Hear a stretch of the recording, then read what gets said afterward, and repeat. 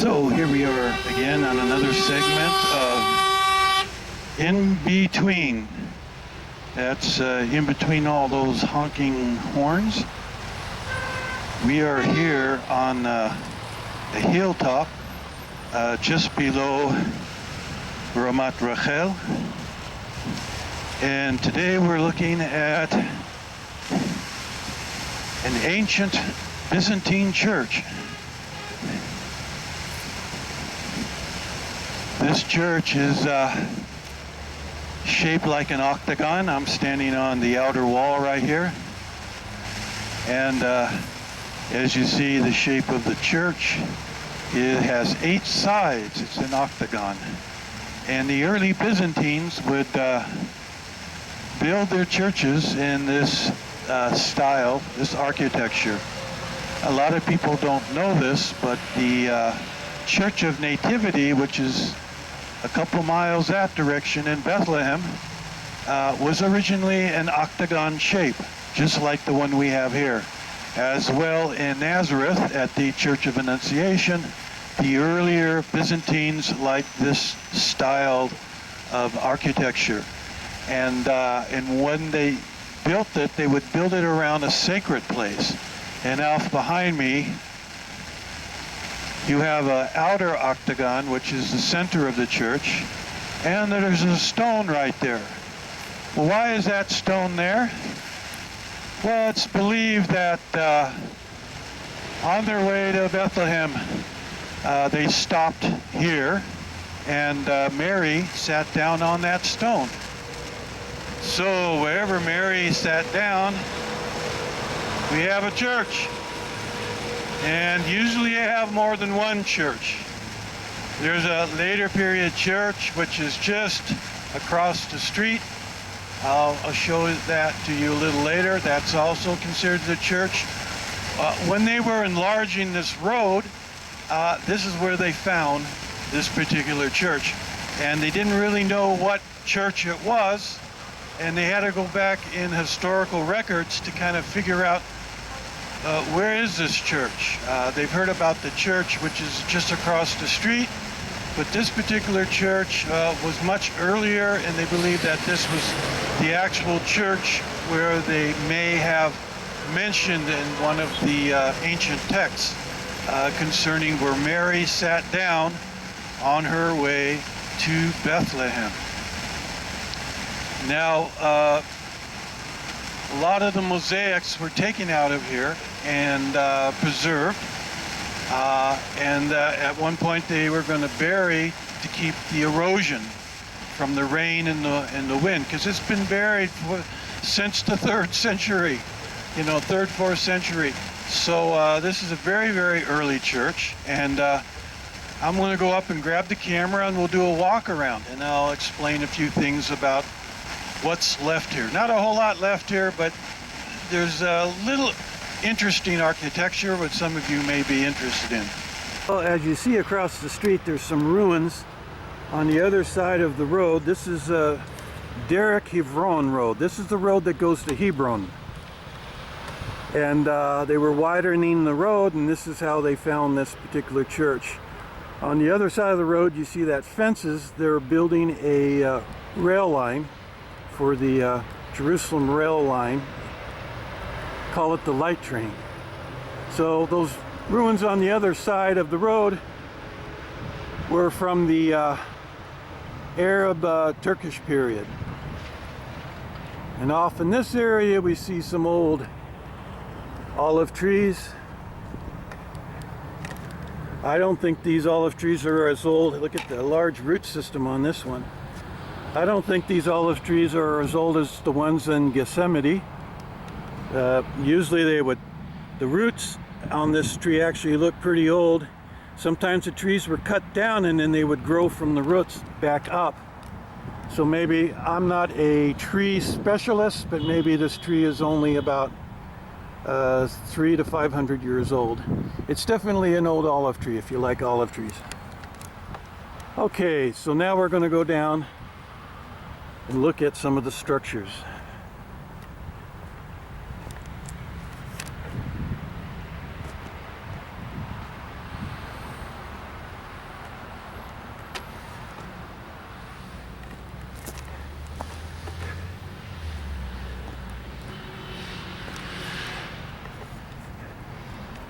So they've built these sections just outside of the 8-sided church, the octagon church, and you see this curvature of the architecture here. Let me see if I can zoom in or out. There's in, there's out. Oh, there it is. So you see it's kind of a half circle there. This is called an asp, and in the Byzantine churches, in the early churches, they were shaped in octagons, or they would have one asp. And then in the later Byzantine period, they added 2 more asps, and there were 3 asps, 3 of these circular things at the very end of the church. If you go to the Church of Nativity, you'll see 3 asps, and the large one in the center is the one that's overlooking the place of Jesus. Jesus's birthplace is down below the church. So as we come into the octagon of the center of the church, here we have a set of stones who may be believed to have been the stone that Mary sat on her way to Bethlehem. So we're right now in the inner octagon area, and then we had pillars all around. There's a pillar right there, and there is the base of a pillar. And so you had a series of pillars, these going around. There's not much of the mosaics left. But here's one right here. This was a mosaic that apparently they didn't pull up. You can see the black, and you can see the red, and they would have designs of animals and different types of circles within circles. So now we're in the next section here. This is octagon shape, and then they have these side rooms, like I said, in the shape of asp. Here's another small little circular room. There's another pillar base there. So we're coming around the other side of the octagon.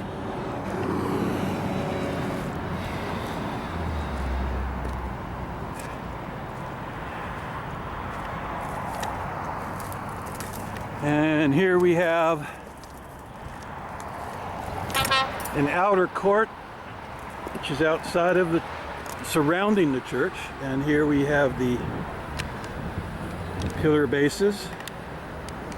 See, we zoom in on that. Here's the zoom. There are the bases for the pillars, all in a row. And then you have this large wall. Whenever you see a large wall like this, you pretty much know that it's supported a large structure. There is a formula for figuring out the height of the building. I don't know what that formula is. So here we have another entrance, a door entrance here. And here's another piece of mosaic.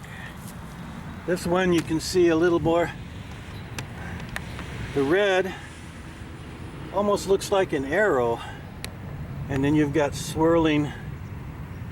little swirling zigzags in there with the black and the red.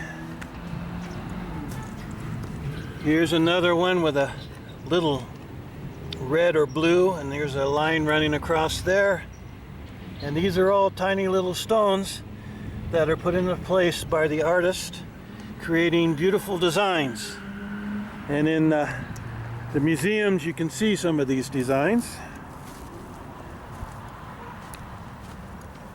And somebody put a couple pieces of wood to keep their sheep from falling down in the cistern. So down there is a cistern where water would fill up from the roofs or from the sides of the hills coming down. That's looking up towards Ramat Rachel, up the hill there.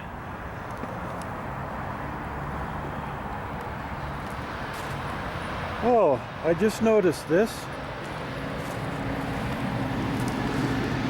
Someone had taken these bases for the pillars and utilized them for the wall. In archaeology, this is called second use, where you take an old pillar from another building and make it into something utilized in your building. Well, that was something I hadn't seen before. Oh, I just discovered another mosaic here. Oh, this one has a very nice pattern.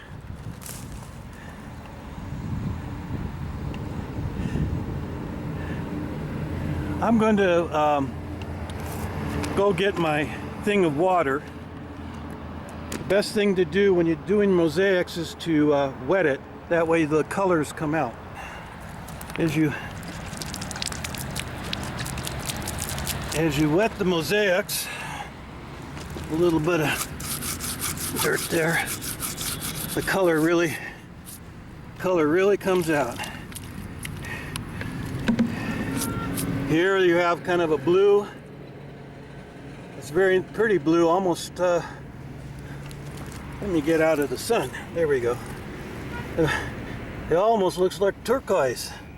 So you got a beautiful blue running through here, then you got the black and then the red, and it's shaped like little arrows going in a circle with circular motions here.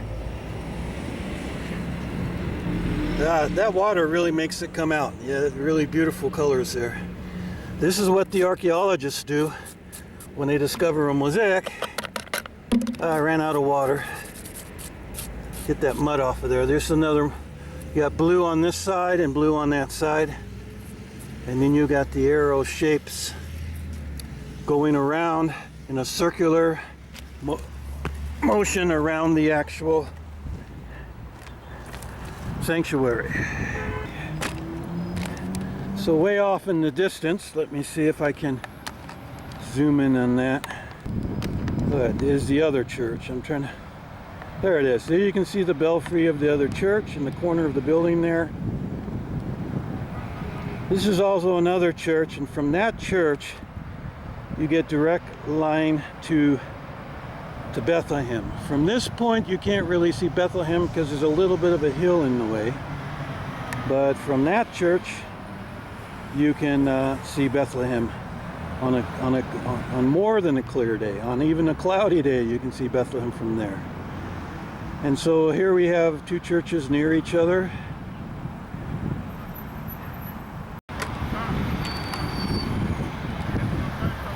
So that's our Byzantine church, and this is another segment of In Between with Peter Posen.